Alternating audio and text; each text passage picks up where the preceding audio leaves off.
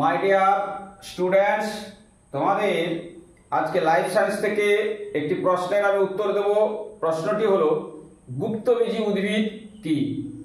না, যেসব উদ্ভিদ প্রকৃতিতে এমন অনেক উদ্ভিদ রয়েছে যারা কি করে না তাদের বীজকে ফলের মধ্যে লুকিয়ে রাখে, এই রকম উদ্ভিদকে আমরা কি বলবো না গুপ্তবীজী উদ্ভিদ। প্রকৃতিতে অনেক রয়েছে এরকম উদ্ভিদ, যেমন উদাহরণ হিসেবে আমরা কি নিতে পারি, আম, জাম, কাঁঠাল, কুমড়ো, পেঁপে।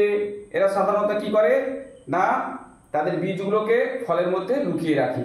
গুপ্ত গুপ্ত মানে লুকিয়ে রাখা।